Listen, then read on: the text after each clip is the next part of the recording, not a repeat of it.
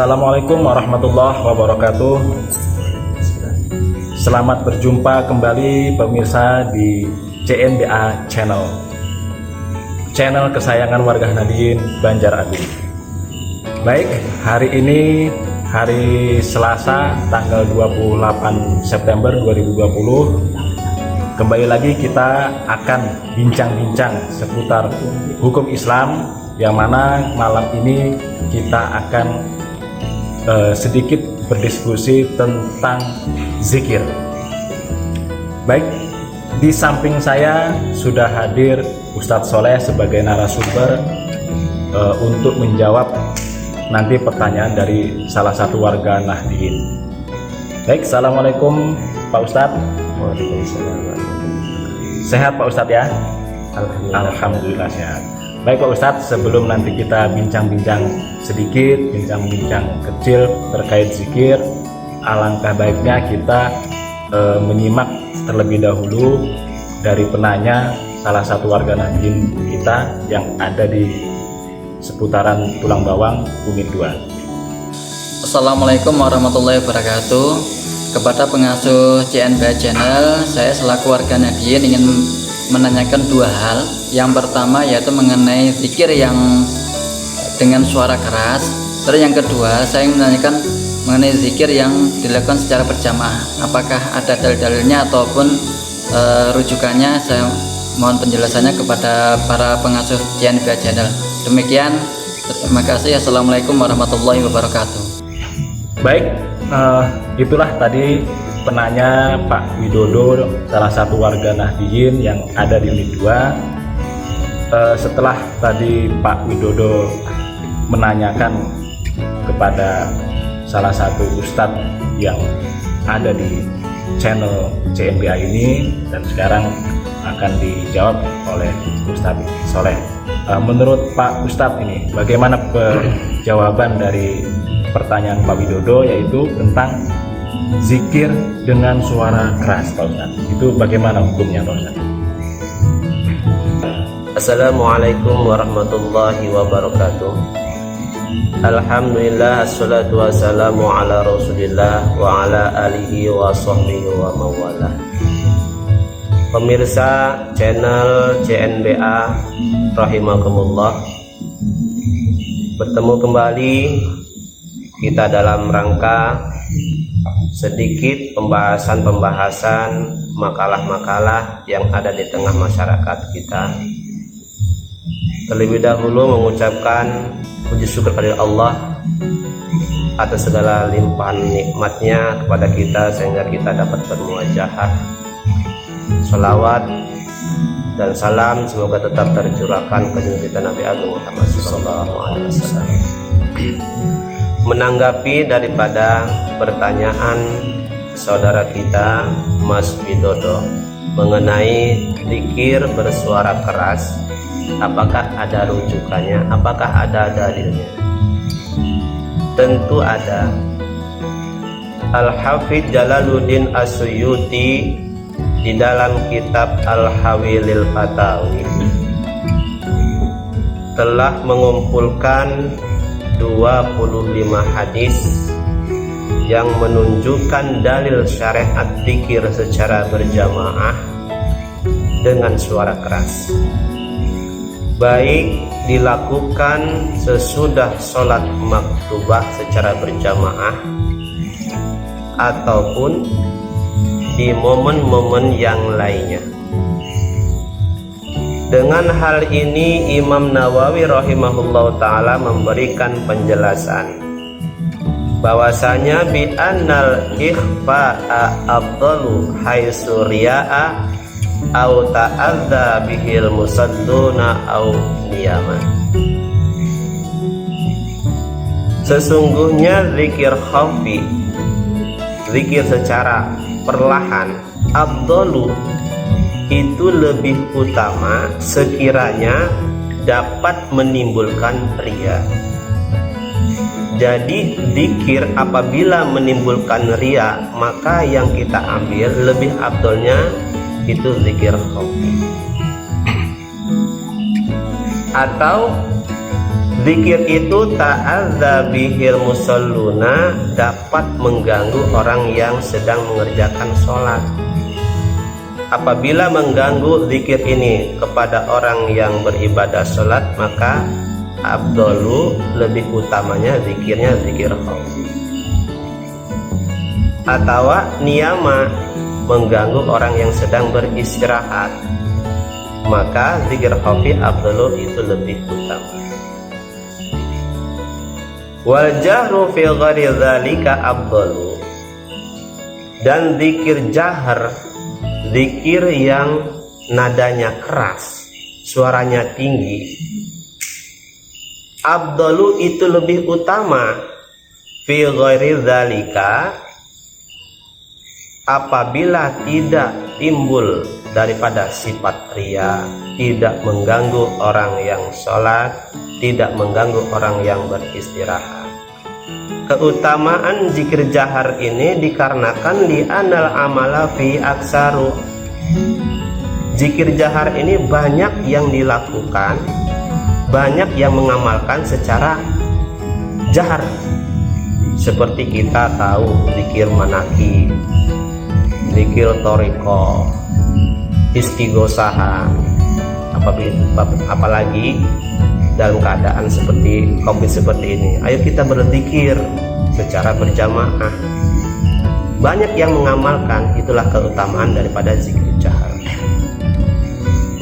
Kemudian keutamaan daripada zikir jahar juga, wali anna faidatu tata'adda ila sami'i, memberikan suatu faedah menyebar sampai ke seluruh mustami.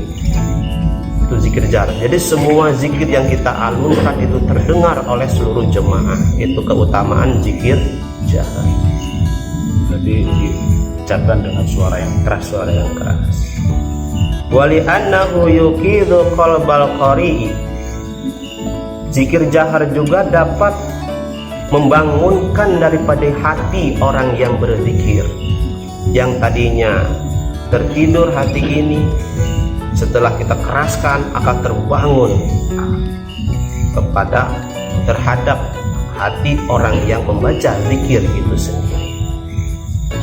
Wa yajma'u hammahu ilal fikri, dan dapat memusatkan segenap pemikiran untuk bertafakur kepada Allah. Inilah keutamaan pada zikir jahar, makanya afdal. Lain halnya dengan zikir khafi, apabila belum pada waktunya untuk melakukan zikir khafi, malah tertidur. Kalau zikir jahar dapat memusatkan segenap pemikiran untuk tafakur atas kebesaran Allah. Itulah bisa lebih konsentrasi Pak Ustadz ya, berzikir secara dengan suara yang keras. Dari pemaparan Pak Ustadz ini sebenarnya sudah menjawab pertanyaan Pak Widodo yang kedua, yaitu zikir secara berjamaah. Tadi kan sudah diterangkan. Masalah referensinya ini Pak Ustadz itu bisa dipertanggungjawabkan nggak Pak Ustadz? Bisa. Artinya bukan referensi abal-abal Pak Ustadz ya, karena sekarang ini masyarakat sudah banyak yang cerdas. Search di Google itu udah keluar semua ya referensi. Jadi referensi ini bisa dipertanggungjawabkan. Kemudian pertanyaan yang ketiga Pak Ustadz, bagaimana hukum berzikir dengan tasbih? Karena pada zaman Rasul itu konon katanya zikir dengan tasbih itu tidak diajarkan oleh baginda Rasul, dan itu dikatakan kalau kita berzikir dengan tasbih itu bid'ah. Itu gimana Ustaz? Kalau kalimatnya dikatakan diajarkan oleh Rasul, memang belum ada menemukan Rasulullah mengajarkan ini tasbih kemudian suruh berzikir, tidak. Cuman pada saat itu di zaman Rasulullah ada seorang sahabat ketika berzikir itu dengan menggunakan daripada biji-biji kurma. Satu bisa dikumpulkan, setelah selesai kemudian dibawanya, kan repot, akhirnya ditalilah, dan semuanya itu Rasulullah melihatnya dan Rasulullah tidak melarang. Jadi kesimpulannya memakai tasbih, entah itu berupa batu, entah segala apapun jadi wasilah untuk berzikir, itu ada sejak zaman Rasulullah. Artinya walaupun itu tidak dilakukan oleh Rasulullah, tapi dilakukan oleh sahabat, diaminkan itu Pak Ustaz ya dengan baginda Rasulullah. Itu hukumnya takrir. Jadi Rasulullah itu menetapkan, tidak melarang, tidak memerintah. Berarti tidak bid'ah itu tadi ya? Tidak. Seperti halnya kita makan marhaban ketika Rasulullah itu datang ke Madinah disambut oleh kaum muhajirin dengan membaca sholawat, tolak al-batu. Rasulullah tidak memerintah dan tidak melarang. Kita amini Pak Ustaz ya. Baik Pak Ustaz, pertanyaan selanjutnya ini yang mungkin juga jadi pertanyaan warga Nahdien saat ini. Ketika berzikir itu banyak gerakan Pak Ustaz, seperti geleng-geleng kepala, bahkan ada yang sampai berdiri itu bagaimana hukumnya Pak Ustaz? Ada dasar hukumnya enggak itu? Pada dasarnya di dalam sebuah kitab itu ada sebuah kabilah namanya Habasyah. Habasyah ini di dalam sebuah masjid, mereka ini berzikir sambil berdiri, kemudian menggoyang-goyangkan badan, memuji bahwasanya Muhammad akhlak yang soleh, Muhammad akhlak yang soleh, itu terus. Dan Rasulullah melihat, kemudian Rasulullah tidak melarang hal itu. Pada dasarnya zikir itu kan hudurul qalbi, artinya menghadirkan hati, yang intinya mengikut nyertakan hati agar membuat hati ini tenang dengan cara apapun, dengan cara berbaring, dengan cara menggoyang-goyangkan, dengan cara diam, asalkan zikir itu masuk ke dalam hati dengan cara apapun, itu tidak ada larangan, tidak ada larangan. Lantas gimana itu Pak Ustaz yang tadi di depan Pak Ustaz mengatakan bahwa zikir itu intinya tidak boleh ria, baik itu mau secara perlahan maupun dengan suara keras, yang penting jangan ria kan. Nah kalau geleng-geleng kepala terus loncat-loncat itu kan bisa indikasinya ke ria itu Pak Ustaz. Itu bagaimana Pak Ustaz? Kalau indikasi aja, itu kan namanya ria itu artinya berkenaan dengan orang yang melakukannya. Kita tidak bisa memvonis bahwasanya dia itu dalam keadaan ria ataupun tidak. Dikala dia dalam keadaan seperti itu dapat meresapkan apa yang diucapkan sehingga pemikirannya tenang, bisa bertakwa kepada Allah, apakah itu dilarang? Karena pada zaman Rasulullah ada sahabat seperti itu dan Rasulullah tidak melarang. Lagi-lagi baginda Rasul tidak melarang, tidak mengaminkan, baik itu zikir secara keras, baik itu zikir dengan tasbih maupun geleng-geleng kepalanya, loncat-loncat, karena itu salah satu bentuk cara ya, salah satu bentuk cara kita untuk benar-benar konsentrasi kepada mengingat Allah itu sendiri Pak Ustaz. Kemudian kalau sedang junub ini Pak Ustaz, sedang berzinabat, itu hukumnya bagaimana Pak Ustaz berzikir itu dalam keadaan junub? Jadi bolehkah kita berzikir dalam keadaan junub? Iya. Boleh. Terus apakah ada pertanggungjawabannya? Jadi berzikir, orang yang berzikir dalam keadaan berhadas, Imam Nawawi rahimahullahu ta'ala di dalam kitab Adhkarnya menjelaskan, ajma'al ulama'u ala jawazi dzikri bil qalbi wal lisani lil muhdisi wal junubi wal haidi wan nufasai dzalika fi tasbihi wa tahlili wa tahmidi wa takbiri wa salati ala rasulillahi sallallahu alaihi wasallam wa du'ai wa ghairi dzalik.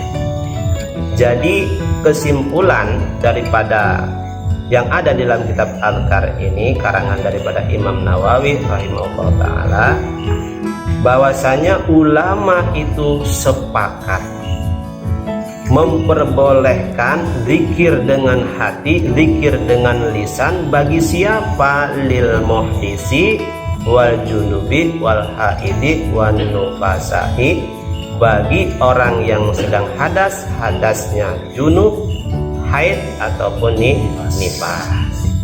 Zikirnya apa? Ditasbihi dengan baca tasbih, tahlil, tahmid, takbir, bahkan membaca salawat kepada Nabi dan juga berdoa, dan selain daripadanya. Itu dianjurkan. Jadi bukan dianjurkan, tetapi diperbolehkan, tidak ada larangan. Tetapi kan referensinya ini masalah abdol atau tidaknya kan. Ya, abdolnya harus suci daripada hadas, sebagaimana hadis sahih daripada Rasulullah SAW, qarahtu anna azkurallaha illa ala thahir.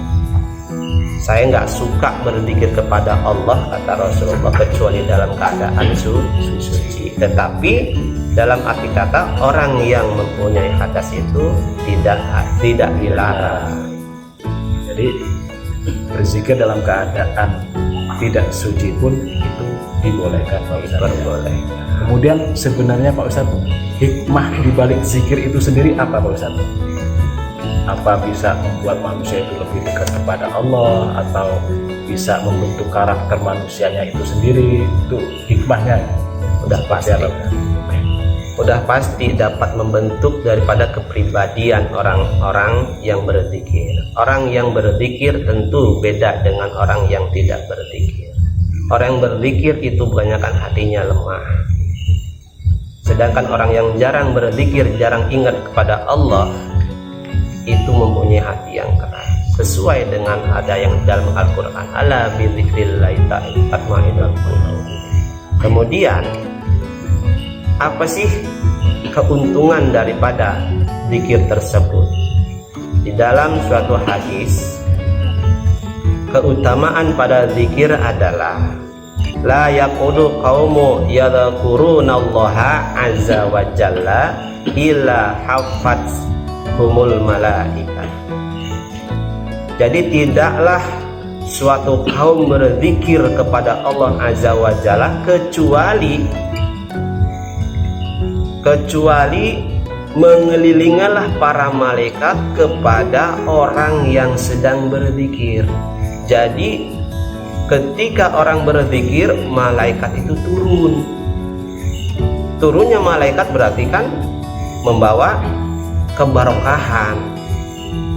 Wa ghasyiyatuhumur rahmah, dan rahmat itu meliputi, mencangkup, mengelilingi kepada orang-orang yang zikir kepada Allah. Bahkan wa nazalat alaihimus sakinatu, ketenangan akan diturunkan kepada orang yang selalu berzikir. Bahkan wa dzakarahumullahu fi man indahu, Allah memuji di hadapan makhluk-makhluk Allah yang bersanding dengan Allah atas orang yang berzikir kepada Allah. Jadi artinya apa? Orang yang berzikir itu selalu dilimpahkan rahmat, selalu ditemui ataupun dikelilingi oleh para malaikat, bahkan dipuji oleh Allah Subhanahu wa ta'ala. Baik Pak Ustadz, demikian bincang-bincang singkat kita. Mudah-mudahan Pak Ustadz tidak bosan nanti kalau misalkan diundang lagi di studio CMBA Banjar Agung ini.